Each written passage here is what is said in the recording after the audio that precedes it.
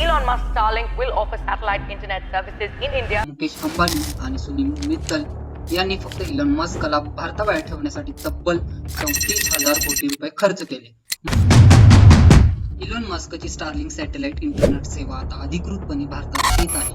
गेल्या 2 वर्षात मुकेश अंबानी आणि सुनील मित्तल यांनी फक्त इलॉन मस्कला भारताबाहेर ठेवण्यासाठी तब्बल 34,000 कोटी रुपये खर्च केले. मात्र 8 डिसेंबर 2025 रोजी इतिहासात एक वेगळा क्षण आला.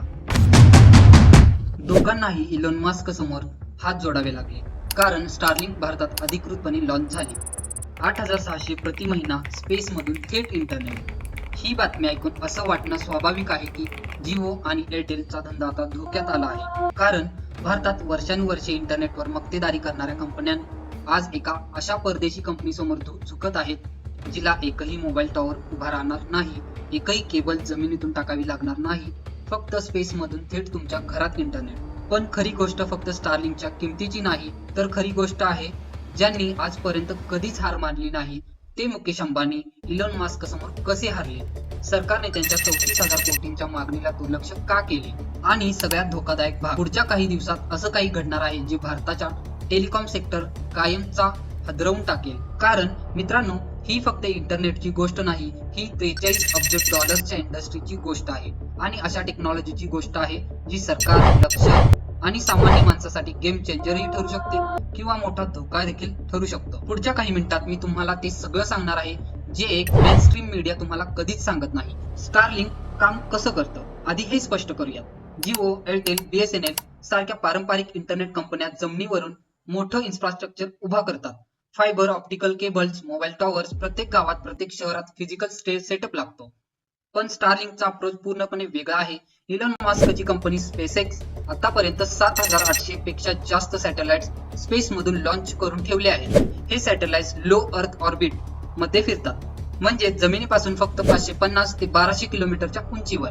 आता याची तुलना आपण पारंपरिक सॅटेलाइट्स म्हणजे फिजिकल जे टॉवर्स असतात त्यांच्याशी करूयात, जे साधारणतः 35,000 किलोमीटर उंचीवर असतं. याचा परिणाम काय? स्टारलिंकची लेन्टसी फक्त 20 ते 40 मिलीसेकंद, तर पारंपरिक सॅटेलाइट इंटरनेटमध्ये ती 600 मिलीसेकंदापेक्षा जास्त असते. म्हणजे रिअल लाईफ मध्ये केनियामध्ये युजर्सने 100 MBPS पेक्षा जास्त स्पीड, मलेशियामध्ये 200 MBPS पेक्षा जास्त स्पीड, युरोपमध्ये सरासरी 135 MBPS डाउनलोड स्पीड मिळते. आणि हे सगळं स्पेस मधून. ना केबल, ना टॉवर, फक्त एक सॅटेलाइट डिश आणि मोकळं आकाश. मग भारतात येण्यासाठी 2 वर्ष का लागली? कारण भारतात एंट्री सोपी नव्हती. ऑक्टोबर 2024 मध्ये रिलायन्स जिओने दूरसंचार विभागाला पत्र पाठवलं होतं. मागणी अशी होती की सॅटेलाइट स्पेक्ट्रम लिलावातूनच द्यावा, जसा 4G आणि जसा 5G दिला होता.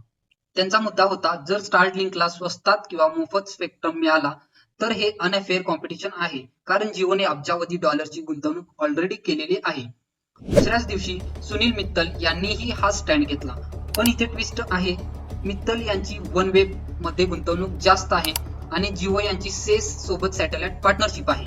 मग प्रश्न पडतो, दोघांकडे स्वतःचे सॅटेलाइट प्रोजेक्ट असताना स्टारलिंकची एवढी भीती का? उत्तर एकच आहे, कॉम्पिटिशन.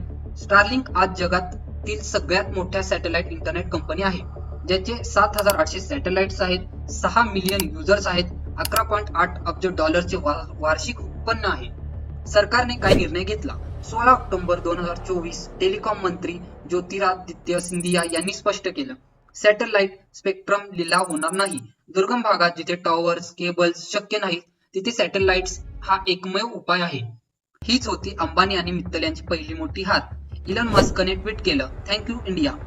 खरा गेम इथे बदलतो. भारतामध्ये आजही 63 कोटी लोक ऑफलाईन आहेत. डिजिटल इंडिया फक्त घोषणेत आहे, ग्राउंड रियालिटी वेगळीच आहे. स्टारलिंक हा गॅप भरू शकतो. 8,600 महाग वाटतं, पण हे सामान्य ग्राहकांसाठी काही नाही.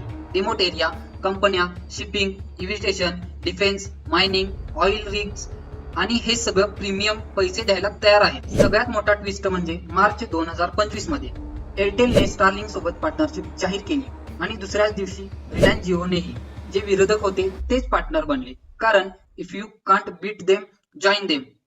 शेवटचे सत्य, स्टारलिंकची एंट्री भारताच्या डिजिटल प्रवासातील एक टर्निंग पॉइंट आहे. पण लक्षात ठेवा, टेक्नॉलॉजी कधीच न्यूट्रल नसते, ती कशी वापरतो यावरच भवितव्य ठरते. ही टेक्नॉलॉजी डिजिटल इन्क्लुजन घडवू शकते किंवा डिजिटल दरी अजून वाढवू शकते. निवड आपल्या हातात आहे.